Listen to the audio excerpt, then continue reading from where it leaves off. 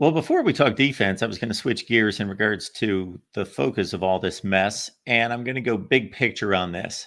So we know that Florida State's more prominent in college football news than any other program in the country since the end of last season because of the playoff snub, because of the court case and the fight against the ACC and all of that.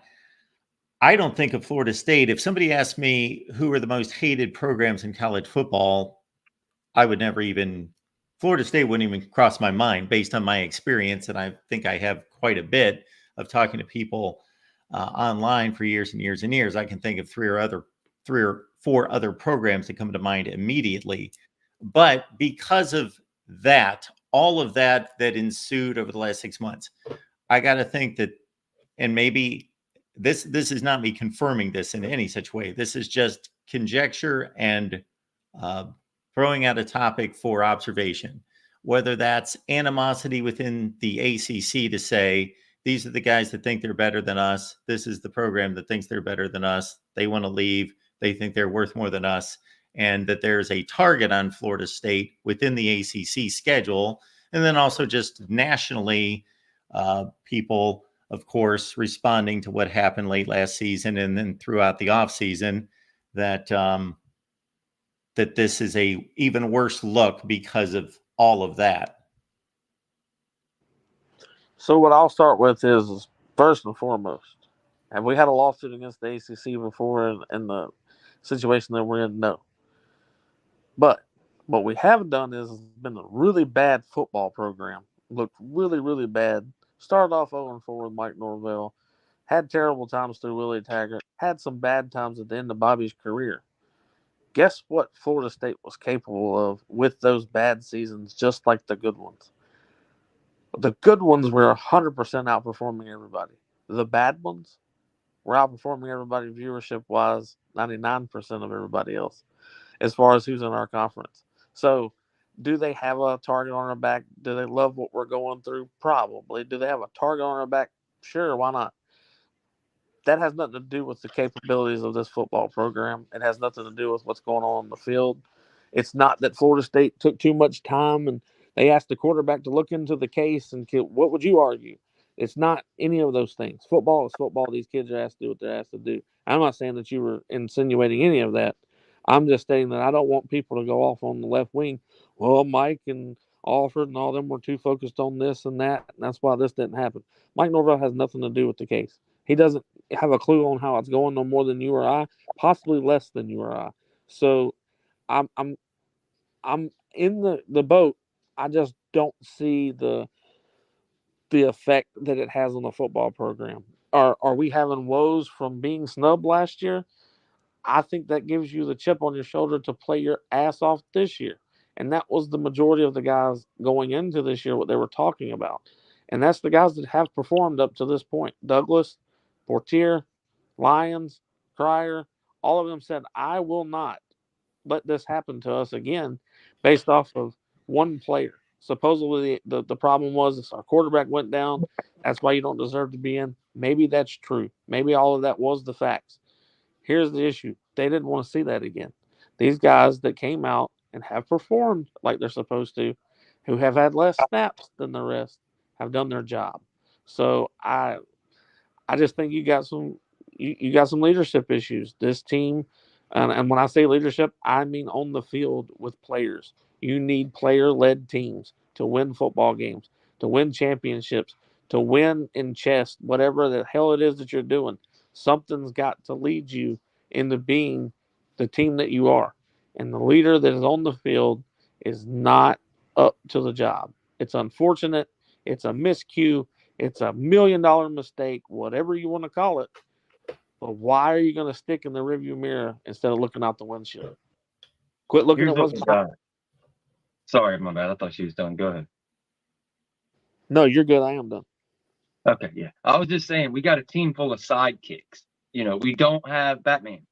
Like in years past, it was Jermaine Johnson, it was Jared Verse. And when you have Batman, it makes everything Robin do a little bit easier and look a little bit better. But we just have none of those guys that have showed up on the defense, especially the front four. Like you've got 4 Robins out there, no Batman. That's been kind of the issue. And the leadership vacuum, we had a lot of hubris. We thought it was going to get closed off. But we need to figure out who that is, who can be Batman, figure out who can play better together.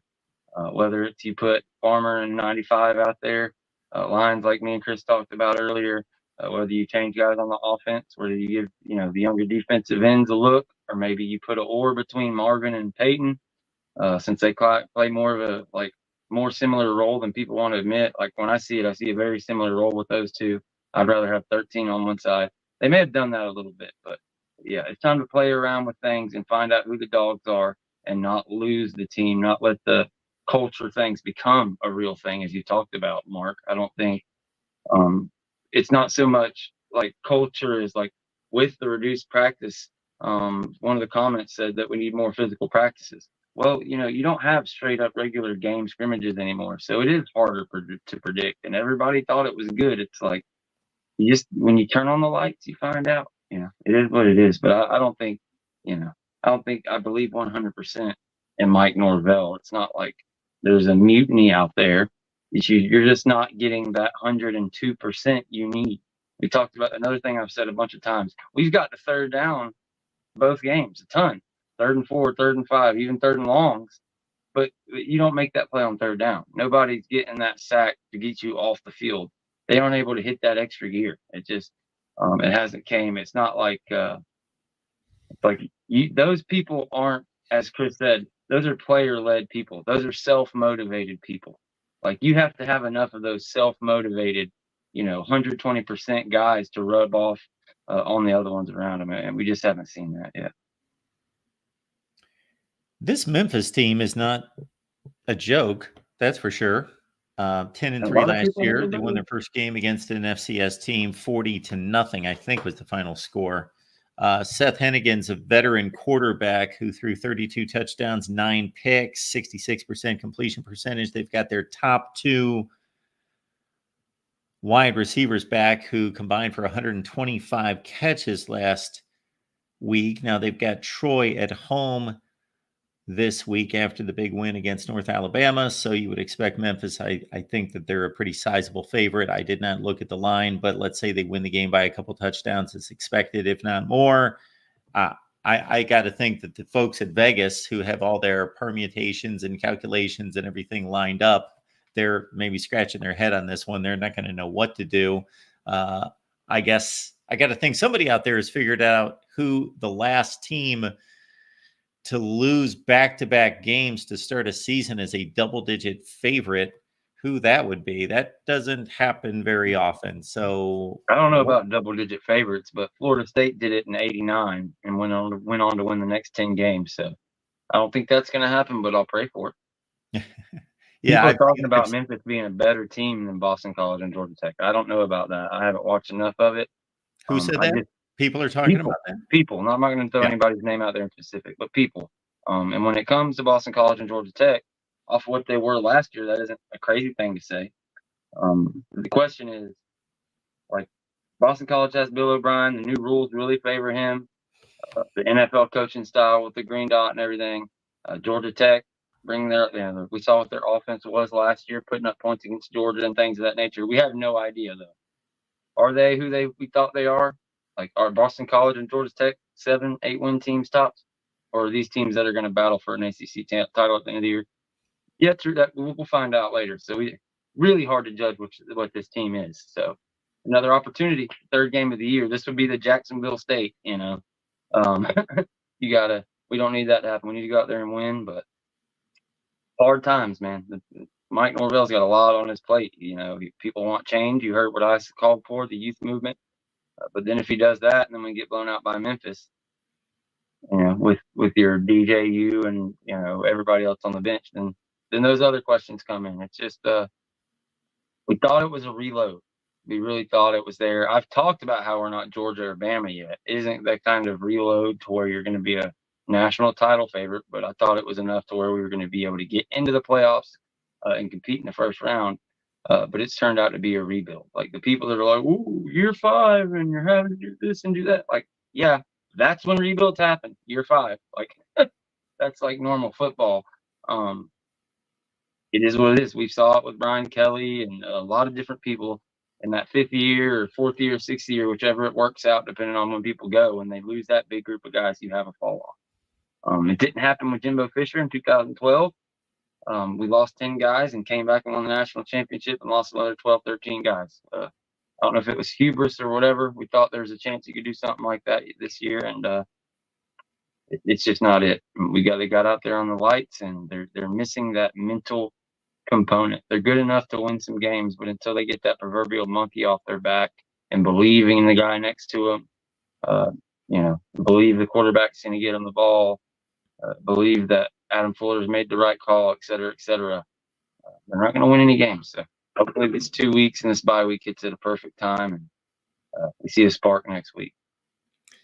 Midtown making an interesting comment here. I don't know if anybody's got his address or his contact information that we could hold him to this, maybe get him on video. But if Mike Norvell loses to Memphis, he's going to eat dog shit. Everybody's going to say that now to try to get their 15 minutes of fame. He is also saying that the last 0-2 start for a top 10 team was almost 100 years ago. Well, that's flat out wrong. It happened 2 years ago. Notre Dame was the top 10 team, lost its first 2 games 2 years ago. Ohio State was on that list from 1986, as George mentioned. 1989, Florida State. There were only about 5 teams since like 1950 on that list that started 0-2 after starting the season in the top 10. Boom, Midtown. You just got served by the stat man, Mark Rogers. Yeah, but Notre Dame finished 9-4 after that start 2 years ago. They lost to Ohio State and Marshall. The Ohio State team finished 10-3. They won the Cotton Bowl and finished in the top 10 in the country. So, and that Florida State team finished 10-2. So all those teams bounced back. The teams from the 1950s didn't bounce back, but the last 3 bounced back. They have pretty good seasons. So it's happened. We shall see. And again, like, I'm not making an excuse. I'm just providing context here. We got a couple minutes left. People like to compare things, apples to oranges, like when people started and things. Go back and look at 2020 and all the coaches that started that year with COVID and everything going on. See how many are left. See how many got fired and were able to do anything close to what Mike Norvell did. So yeah, we're at year 5. It's the year that you lose a bunch of players and things. It didn't turn out well, but like the sky isn't falling. He built it again, unfortunately, which is pretty crazy. This is the 3rd year of starting 0-2 because you had 2020 and 21. So it's like it seems absolutely terrible, and it is absolutely terrible. But I trust he can get it going again. This is his first 5th year ever. We talked about it. He started during COVID. He's, new head coach, learning on the fly. All those things are true. He got it going. Well, he's back to square one, kind of, but with way better high school talent and things coming in there than when he arrived. So I trust him to get it together. He's seen it once. He can see it again. We got a 305 here from Falconer TRX. Haven't seen you in a minute, dog. Looking at the top 25, it's all about you.